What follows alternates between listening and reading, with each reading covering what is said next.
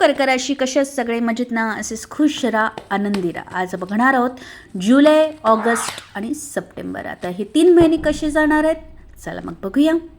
व्हिडिओला लाईक नक्की करा. ओके, तुमच्या ओळखीत जर कर्क राशीवाले असतील तर त्यांना हा व्हिडिओ शेअर करा. आता आपण बघणार आहोत जुलै. जसं मी बघत आहे, एखादी गोष्ट तुम्हाला आतून ना खूप त्रास देत असेल, पण तुम्ही ती लगेच सगळ्यांसमोर व्यक्त कराल असं नाही. तुम्ही तुमच्या भावना स्वतःपुरताच ठेवून परिस्थिती खूप शांतपणे आणि समजूतदारपणे हाताळाल असं दिसतंय. हा महिना तुम्हाला थोडंसं थांबवणार आहे, जेणेकरून तुम्ही स्वतःला विचाराल की मी खरंच जे करत आहे ते मला हवं आहे का, आणि तिथूनच एक नवीन स्पष्टता मिळायला सुरुवात होईल. कळतंय?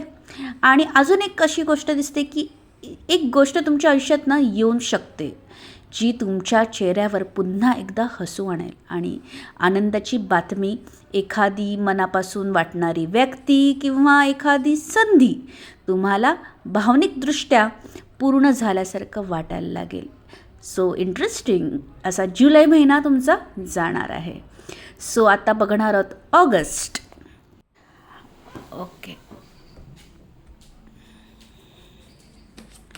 तर आता आपण बघणार आहोत ऑगस्ट महिना. जर तुम्ही अजूनही व्हिडिओला लाईक दिलं नसेल तर लाईक नक्की द्या, आणि तुमच्या ओळखीत जे कर्क राशीवाले आहेत त्यांना हा व्हिडिओ नक्की शेअर करा.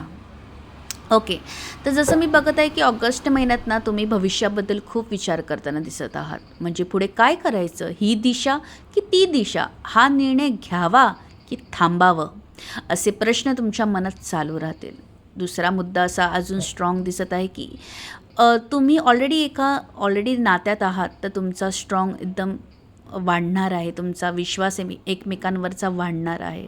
तुम्ही सिंगल असाल तर तुमच्या लाईफमध्ये कोणती विश्वासाचं असं पार्टनर तुमच्या आयुष्यात येणार आहे. आणि आरोग्याबद्दल देखील असं दिसतंय की खूप पॉझिटिव्ह बदल दिसतील. तुम्हाला जो काही त्रास आतापर्यंत होत असा त्याच्यात बदल दिसतील.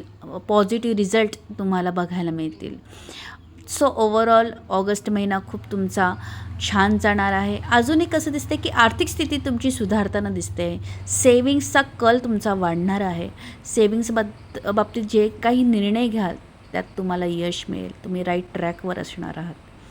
ट्रॅव्हल दिसतंय, फार छोटं मोठं ट्रॅव्हल नक्कीच होणार आहे.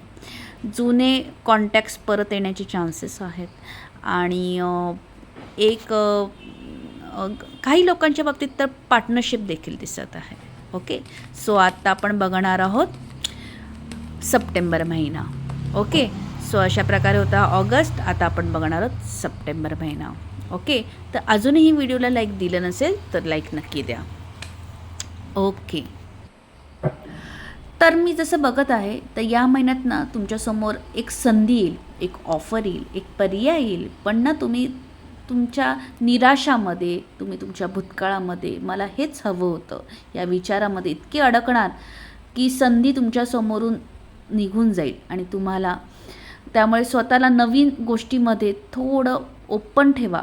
ओके, थोडंसं मोकळं राहा.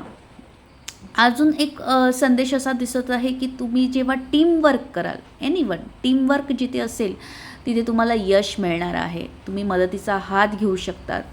जर तुम्हाला मदत हवी तर तुम्ही बिंदास मदतीचा हात मागा, तुम्हाला त्यात यश मिळणार आहे.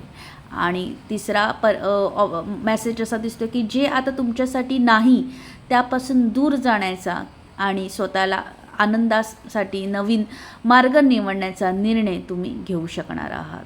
ओके, थोडक्यात भूतकाळाला धरून बसू नका. नवीन संधीसाठी स्वतःला ओपन ठेवा, आणि जिथे मन नाही लागत आहे ना त्यापासून दूर जाण्याची तयारी ठेवा. Okay, so all the best.